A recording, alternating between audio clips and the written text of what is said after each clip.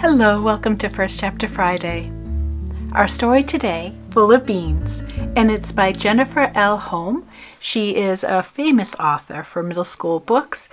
Turtle in Paradise is a sequel to this one in a way. They're in the same universe. The 14th Goldfish, and it has a sequel to The Third Mushroom, and other books. If you like historical fiction, this one is going to be great for you.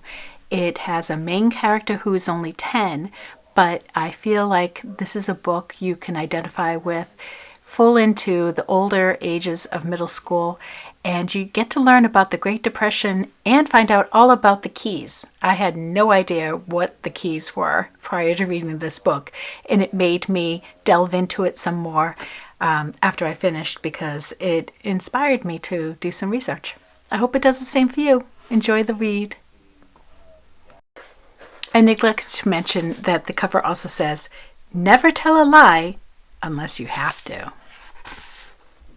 Key West is a semi-tropical place.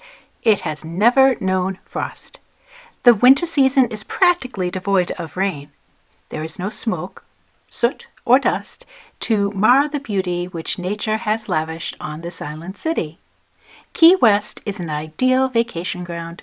This is a brochure produced by the Key West administration to advertise Key West as a tourist destination during the Great Depression. Chapter 1, Lying Liars. July 1934. Look here, Mac. I'm gonna give it to you straight. Grown-ups lie. Sure, they like to say that kids make things up and that we don't tell the truth, but they're the lying liars. Take President Roosevelt.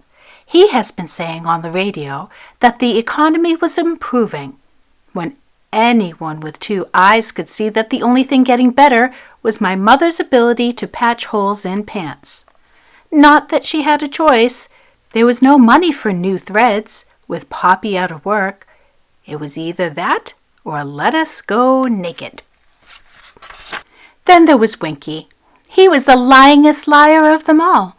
"You said 20 cans for a dime, Winky." I pointed at the small red wagon. It was full of empty condensed milk cans. I found them for Winky and cleaned them up, even smoothed the sharp edges. Winky sold the cans to Pepe's Cafe, where they used them to serve cafe con leche, an espresso and condensed milk drink. Everyone in Key West drank leche, even toddlers. "You must have wax in your ears, Beans," Winky replied. He had a pot belly and slicked back, greasy hair that matched his slippery ways. The armpits of his Cuban-style shirt were stained yellow. "I said 50 cans. I was so burned up by his words that steam just about burst out of my ears. And believe me, it was sweltering outside. Key West in July was stinking hot. Especially stinking. Garbage had been piling up ever since the town ran out of money to pay for collecting it. Flies swarmed above the rotting mounds. They were filthy and disgusting, and my brother and I had spent the entire morning in them. Me and Kermit had dug through steaming piles of garbage from one side of Key West to the other, looking for milk cans. We dodged stray dogs and mosquitoes and fearless rats. I couldn't imagine a worse job in the whole world, except maybe cleaning outhouses. Now Winky was trying to cheat us out of our money? "I heard you just fine," I told him. "You said 20. "Sorry, but you're full of beans, Beans," Winky said, then laughed. "Look, I made a joke. Get it? Full of beans?" "Hilarious," I said, and glared. "You're a regular comedian, Winky." "I suppose I could give you a nickel for 20, Winky offered us, like he was some king doing us a favor. "A nickel?" I wasn't very good at arithmetic, but even I knew that this was a lousy deal. "Sorry, Beans," Winky added with a smirk. "Maybe you could find someone else to sell the cans to." I glared at him.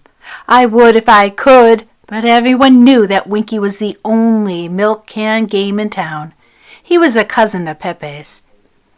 "Beans," Kermit whined, tugging on my shirt. I'm hungry. I sighed and rolled my eyes. Kermit wore crooked glasses and couldn't drive a bargain with a kitten. Winky saw the advantage and took it. A false, kindly expression lit up his face. Why, Beans, your little brother's hungry. I bet a nickel would buy a nice lunch. I swallowed my pride. Fine, I muttered. We'll take the nickel. What's that? Winky asked loudly. I didn't quite hear you. I glared at him. I said we'll take the nickel. He dropped the coin into my outstretched palm. Come on, Kermit, I snapped. Let's go. As we walked away, Winky shouted, Always a pleasure doing business with you, Beans. I'd been winkied again. We sat in the shade of the sapodilla tree, eating our lunch. Broadcasts from radios turned to Havana stations drifted out open windows. The streets were deserted. Everyone took siestas to avoid the worst heat of the day. Key West at noon was sleepy. That's the last time we work for him, I muttered. You say that every time, Beans, Kermit said, munching on a measly lunch that the nickel had bought us. Cracker sandwiches. Crackers with smear of mustard and a tiny bit of ham. I'd wanted to buy real ham sandwich from Pepe's Cafe. They make it Cuban style. Ham, mustard, cheese, and pickles. All tossed on a fresh Cuban bread. It was delicious. Well, this time I mean it, I vowed. Aw, he's not that bad, Kermit replied. He gave us a nickel. We earned a dime, Kermit. Kermit was only 8, and he didn't understand how life worked. Maybe when he got to be 10, like me, he'd smarten up. Gee, do you think if we collect 50 cans for Winky tomorrow, he'll give us another nickel? Kermit asked. Then again, maybe not. I'm still hungry, Kermit complained. Get some dilly gum, I told him. The sap of the sapodilla tree made good chewing gum, if you didn't much care about the taste. Kermit scraped back some bark, and he dug out a wad of the sticky sap. Then he started chewing. Getting it soft took a while. Even though it was free, it still took work. A rumbling motor had my ears pricking up. There weren't many cars in Key West. Even the folks who owned them couldn't afford gas. The shiny automobile rolled down the dirt road, hitting every gaping pothole. It looked strange and out of place, like something from a Hollywood picture. Kermit gave a low whistle.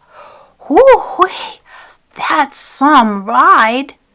It's a Ford Model 730 Deluxe V8 sedan, I told him. I'd recognized it immediately from the newsreels.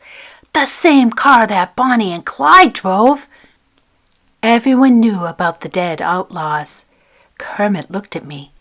Do you think a criminal's driving that car, Beans? The car slid to a stop and parked across from us, and a man climbed out. I doubt it, I said. I couldn't imagine any criminal who walked around without trousers. Kermit's eyes bugged out from behind his glasses.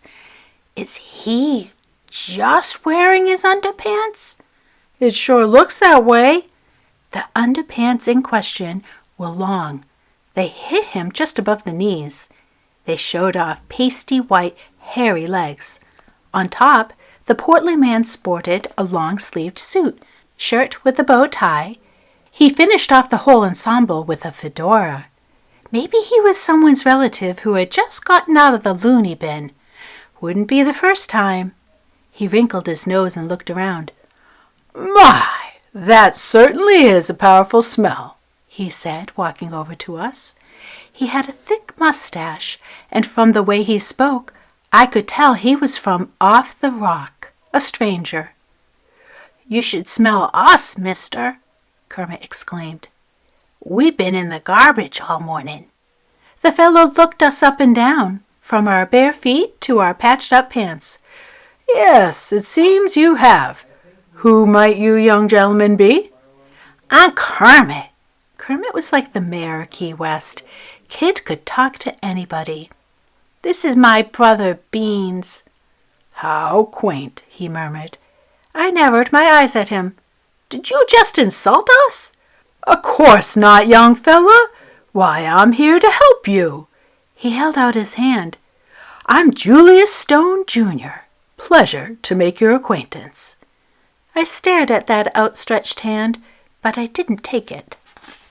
When someone says they're going to help you, they're just waiting to stick their hand in your pocket and take your last penny. I should know. I got relatives. Mister, I said, you're the one who needs help. You ain't got no pants. He looked offended. They're supposed to look like this.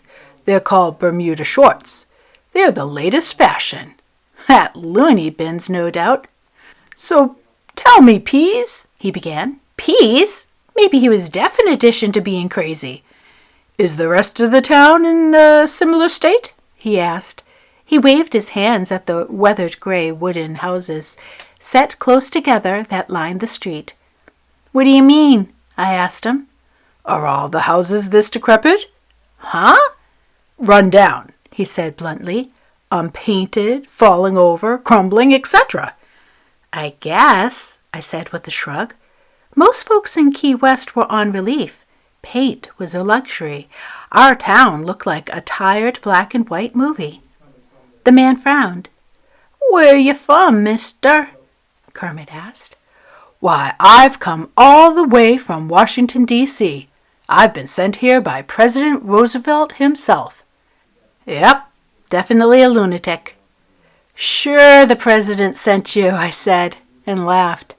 Mr. Stone looked offended. You don't believe me? Course I believe you, mister, I said. Why, we just had the Queen of England visit here last week. I'm not lying. But I just shook my head. Whatever you say, mister. Like I said, grown-ups are lying liars. Well, turns out that this guy is about to give work to Beans and his brother, and it's creative and it's dangerous, and then things start happening at Key West that make it become what it is today, a fantastic place to visit. So I do hope you read this and you discover it's humorous, it's an adventure, it's all about trying to survive when there's absolute poverty and everyone that you know is poor as well. So it's a very good ride. Enjoy it and read Full of Beans. Thanks for listening and have a great day.